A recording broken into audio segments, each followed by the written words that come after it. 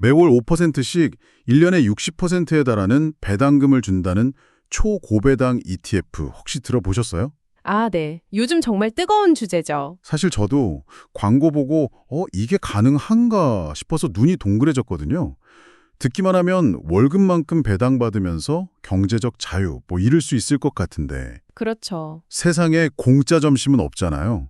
과연 이게 마법 같은 투자일까요? 아니면 교묘하게 설계된 함정일까요? 정말 많은 분들이 바로 그 지점을 궁금해하세요. 그래서 오늘 저희가 들여다볼 자료들이 딱 그 부분을 파고들어요. 아, 어떤 식으로요? 예를 들어서 모두가 아는 테슬라나 엔비디아 주식을 직접 사는 것과요. 네. 그 주식들을 기반으로 만들었다는 TSLY나 NBDY 같은 초고배당 ETF를 사는 것. 이게 시간이 지났을 때 얼마나 정말 극적인 결과의 차이를 만들어내는지 구체적인 숫자로 보여주고 있거든요. 네, 그래서 오늘 저희의 목표는 명확합니다.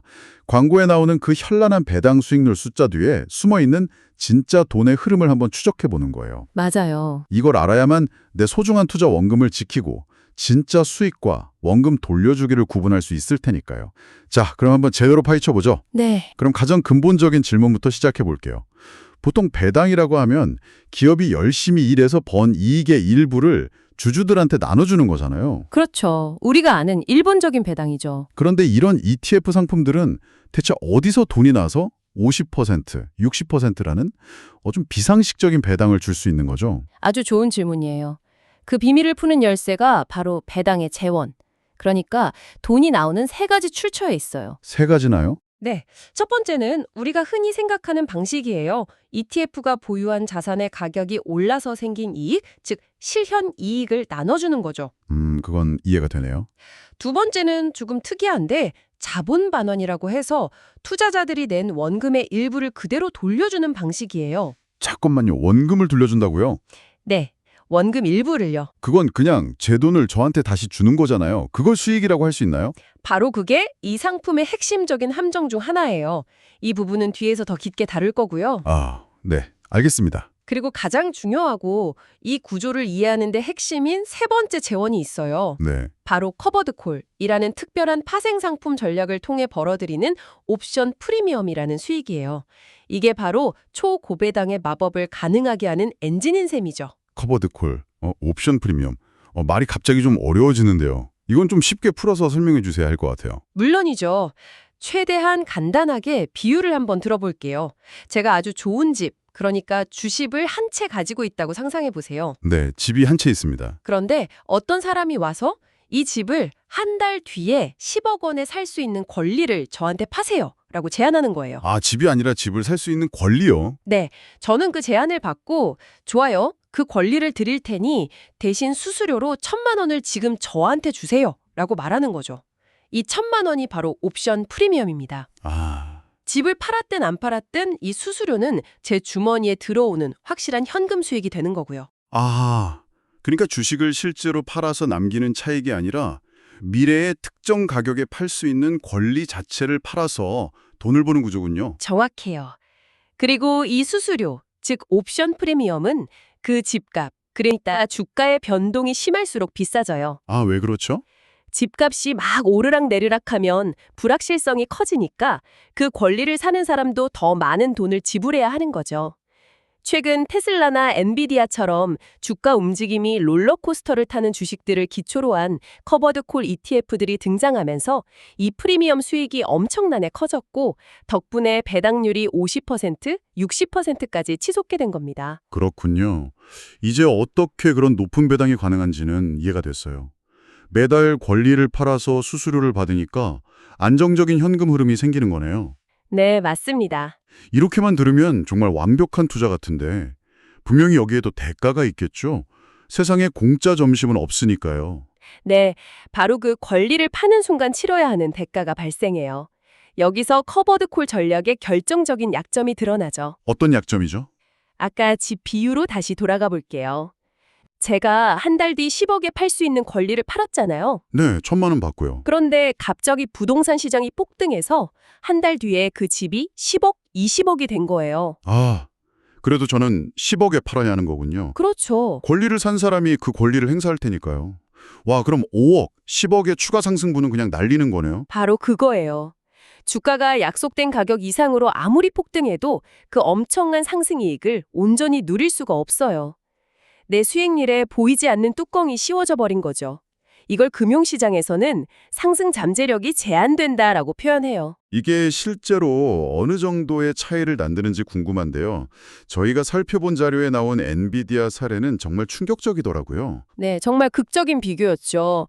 2023년 5월에 1,000만 원을 그냥 엔비디아 주식에 직접 투자했다고 가정해 볼게요. 네, 1,000만 원이요? 2년 뒤인 2025년 6월, 이 1,000만 원은 무려 5,466만 원이 되어 있어요. 와, 수익률이 436%죠. AI 붐을 타고 엄청나게 성장했으니까요. 4배가 넘게 본 거네요. 그렇죠. 그런데 만약 같은 시기에 같은 돈 1,000만 원을 엔비디아 커버드 콜 ETF인 NBDY에 투자했다면 결과가 어땠을까요? 어땠을까요? 2년 뒤에 보니 투자 원금 1,000만 원은 오히려 838만 원으로 줄어들어 있었어요. 네, 원금이 줄어요? 네, 물론 그동안 배당금으로 1,583만 원을 꼬박꼬박 받았죠. 그래서 이 둘을 합친 총 금액은 2,421만 원이에요. 잠깐만요, 계산이. 엔비디아 주식에 넣었으면 5,466만 원인데 NBDY에 넣었더니 배당금을 다 합쳐도 2,421만 원이라고요? 네, 맞습니다. 절반도 안 되는 수익이네요. 엄청난 기회비용을 치른 셈이에요. 심지어 원금까지 줄어들었고요. 맞아요. 테슬라와 TSLY의 경우도 비슷했어요. 2022년 11월부터 약 2년 반 동안 테슬라 주식은 83%의 수익을 냈는데 TSLY는 그동안 받은 배당금을 모두 포함해도 총 수익률이 고작 4%에 그쳤어요. 4%요? 네, 이런 사례들은 강세장에서는 이 커버드콜 전략이 구조적으로 기초자산의 수익률을 절대 따라갈 수 없다는 걸 명백하게 보여주는 증거예요. 하지만 이런 반론도 가능할 것 같아요. 시장이 항상 오르기만 하는 건 아니지 않냐? 횡보하거나 하락할 때는 옵션 프리미엄 수익 덕분에 손실을 어느 정도 막아주니 더 안정적인 거 아니냐? 이건 맞는 말 아닌가요? 네, 이론적으로는 맞는 말이고 그게 커버드콜 전략의 장점인 것도 사실이에요. 완만하게 하락하거나 지루하게 옆으로 기어가는 시장에서는 분명 방어력을 보여주죠. 하지만 저희가 본 자료는 그것보다 훨씬 더 근본적이고 무서운 위험이 숨어 있다고 경고하고 있어요. 주가 상승분을 좀 놓치는 것과는 차원이 다른 문제죠. 듣다 보니 좀 무서워지는데요? 주가 상승을 놓치는 것보다 더 큰 위험이라면 대체 뭔가요? 아까 잠깐 언급했던 자본 반환과 연결되는 문제인데요. 아, 원금 돌려주는 거요. 네, 바로 ETF의 근본적인 가치 자체가 계속해서 녹아내리는 현상, 즉 NAV 감소예요. NAV는 Net Asset Value, 순자산 가치의 약자인데 쉽게 말해 그 ETF 한 주가 가진 진짜 몸값이라고 생각하시면 돼요. 그 몸값이 줄어든다는 거군요. 얼마나 심각하게요? TSLY의 사례를 보면 정말 심각해요. 2022년에 처음 나왔을 때 TSLY의 NAV, 그러니까 한 주가당 가격이 $40였어요. 네, $40. 그런데 2년이 지난 2024년에는 이게 $11.9까지 떨어졌어요. 와, 자산 가치가 70% 이상 그냥 공중으로 사라진 거예요. 이제야 퍼즐이 맞춰지네요. 그럼 제가 매달 통장으로 받았던 그 높은 배당금의 상당 부분은 사실 진짜 수익이 아니라 네. 계속 쪼그라들고 있는 제 투자 원금을 그냥 저한테 돌려준 거였군요. 왼쪽 주머니에서 돈을 빼서 오른쪽 주머니에 넣어주면서 이거 수익이에요 라고 말하는 거나 마찬가지네요. 네, 정말 완벽한 비유예요. 많은 투자자들이 광고에 나오는 배당 수익률만 보고 들어왔다가 나중에 계좌를 열어보고 원금이 반토막 나 있는 걸 보고 망연자실하는 이유가 바로 이거예요. 더 무서운 것도 있다고요? 네, 더 무서운 건 이런 구조는 지속 가능하지 않다는 점이에요. 원금이 계속 줄어들면 그걸 기반으로 팔 수 있는 옵션의 규모로 줄어들고 결국 미래에 지급할 배당금을 만들 재원 자체가 고갈되는 악순환에 빠지게 돼요. 언젠가는 배당을 줄일 수밖에 없는 운명인 거죠. 이야, 이건 정말 심각한 문제네요. 그럼 이런 유용한 ETF를 피하고 진짜 건강한 상품을 골라낼 방법은 없을까요? 제가 무슨 회계사도 아닌데 일반 투자자가 이걸 어떻게 구별할 수 있죠? 다행히 방법이 있어요. 각 ETF 운용사 홈페이지나 미국 증권거래위원회 SEC의 에드거라는 공시 시스템에 들어가면 Annual Financial Statement, 즉 연차 재무보고서라는 걸 누구나 볼 수 있거든요. 재무 보고서요? 그건 너무 전문적인 서류 아닌가요? 봐도 뭐가 뭔지 모를 것 같은데요? 걱정할 필요 없어요. 복잡한 회계 용어 다 무시하고 딱 세 가지만 확인하면 이 ETF의 건강 상태를 진단할 수 있다고 자료는 조언해요. 아, 세 가지요? 네, 탐정처럼 단서를 추적하는 거죠. 첫 번째 단서는 배당의 출처예요. 재무보고서를 보면 지급된 배당금이 운용을 잘해서 번 순투자 이익에서 나왔는지 아니면 원근을 까먹는 자본 반환에서 나왔는지 명확하게 구분해서 보여줘요. 아, 그러니까 자본 반환 항목에 숫자가 크게 찍혀 있으면 일단 경고등을 켜야겠군요. 그렇죠. 두 번째는 뭔가요? ETF가 작년에 진짜로 돈을 벌었는지 아니면 까먹었는지를 보는 거예요. 네. 배당은 많이 줬는데 총 운용 성과가 마이너스라면 그건 제살 깎아먹기를 하고 있다는 강력한 증거죠. 알겠습니다. 그럼 마지막 세 번째 단서는요? 가장 직관적이고 중요한 단서일 수 있는데요. 바로 NAV의 변화 추이예요. 아, 그 몸값이요? 네, 최소 지난 3년간의 NAV, 즉 주당 순자산 가치가 꾸준히 유지되거나 완만하게라도 오르고 있는지를 확인하는 거예요. 만약 그래프가 계속해서 우하향하고 있다면 그건 배당을 아무리 많이 받아도 결국 내 자산 총액은 줄어들고 있다는 뜻이니 무조건 피해야 합니다. 그렇군요. 이 세 가지만 확인해도 속빈 강정 같은 ETF는 대부분 걸러낼 수 있어요. 정리해보면 그 배당 어디서 났니? 그래서 작년에 실제로 돈 벌었니? 내 몸값은 오르고 있니? 이 세 가지 질문을 던져보라는 거군요. 아주 명쾌하네요. 네. 그럼 이제 위험한 것들은 피하는 법을 알았으니 반대로 꾸준한 현금 흐름을 원하는 투자자들을 위한 괜찮은 대안은 뭐가 있을까요? 자료에서는 몇 가지 대안을 제시하고 있어요. 우선 2025년 하반기부터 금리 인하가 시작될 것으로 예상되는데 이럴 때 주목받는 자산이 바로 리츠예요. 아, 리치오 부동산 투자 회사. 네. 금리가 낮아지면 대출 이자 부담이 줄고 부동산 가치는 오를 가능성이 커져서 안정적인 배당과 시세 차익을 동시에 기대해 볼 수 있거든요. 특히 리얼티 인컴처럼 30년 넘게 꾸준히 배당을 지급해온 역사가 있는 종목들은 그 안정성을 스스로 증명한 셈이죠. ETF 중에서는 괜찮은 사례가 없었나요? 커버드 풀은 다 나쁜 건가요? 아니요, 긍정적인 사례도 언급됐어요. 이게 흥미로운 지점인데 똑같은 커버드 콜 ETF 중에서도 디보라는 상품은 2017년에 처음 생긴 이후로 NAV가 꾸준히 우상향해 왔어요. 네. 배당도 주면서 자산 가치 성장도 놓치지 않은 거죠. 잠깐만요. 디보도 커버드 콜 ETF인데 어떻게 TSLY와는 다르게 자산 가치가 오를 수 있었던 거죠? 전략에 뭔가 근본적인 차이가 있는 건가요? 네, 바로 그 전략의 디테일의 차이가 있어요. TSLY 같은 초고배당 ETF는 변동성 큰 개별 주식 하나에 모든 걸 걸고 수익률을 극대화하기 위해 아주 공격적으로 옵션 프리미엄을 쥐어짜내는 전략을 써요. 그러다 보니 주가 상승분을 거의 다 놓치게 되죠. 반면 디보는 우량한 배당주들로 포트폴리오를 구성하고 커버드콜 전략은 전체 자산의 일부에만 보수적으로 적용해요. 아, 전부 다 거는 게 아니군요. 그렇죠. 주된 수익은 주식의 성장과 배당에서 얻고 커버드콜은 뭐랄까 약간의 추가 현금을 더하는 양념처럼 쓰는 거죠. 그래서 시장이 상승할 때 그 흐름을 놓치지 않고 함께 성장할 수 있었던 겁니다. 아, 주객이 전도되지 않았다는 거군요.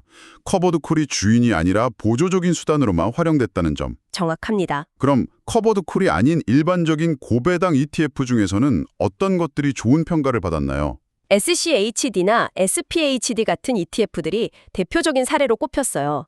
이들은 10년이 넘는 기간 동안 원금을 돌려주는 자본 반환 없이 오로지 기업들의 탄탄한 이익 성장에서 나오는 배당만으로 꾸준히 배당금을 늘려왔어요. 와, 그게 진짜네요. 당연히 NAV도 장기적으로 우상향했고요.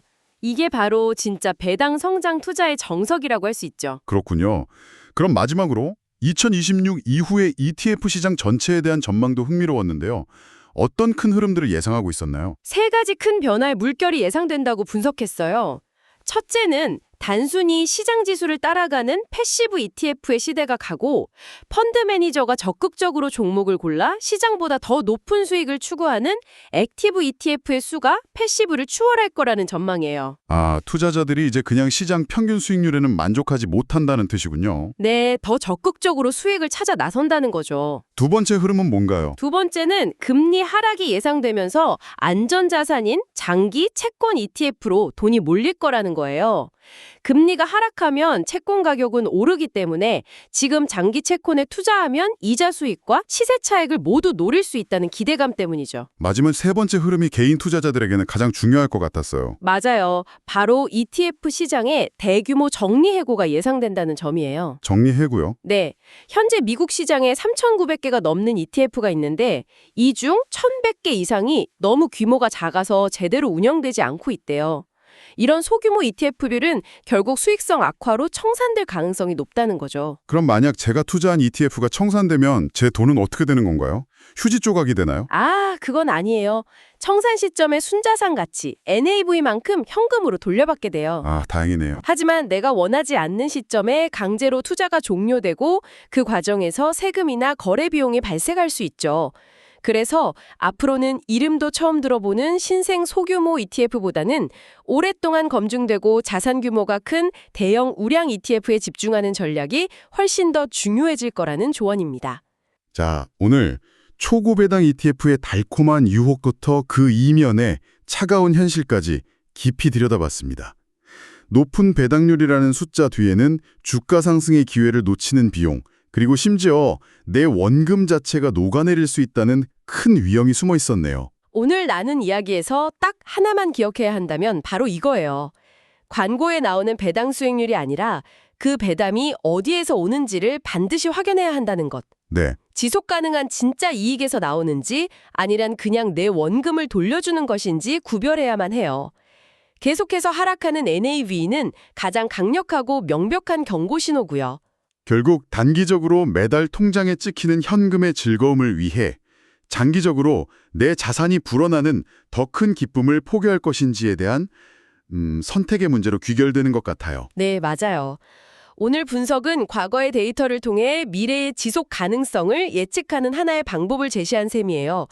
여기서 당신에게 마지막으로 질문을 하나 던지고 싶어요. 네, 즉각적인 만족과 화려한 숫자가 모든 것을 지배하는 요즘 같은 투자 환경 속에서 당신은 단기적인 현금 흐름과 장기적이고 꾸준한 자산 성장 사이의 저울 위에서 당신만의 투자 철학이라는 추를 어디에 올려놓고 계신가요?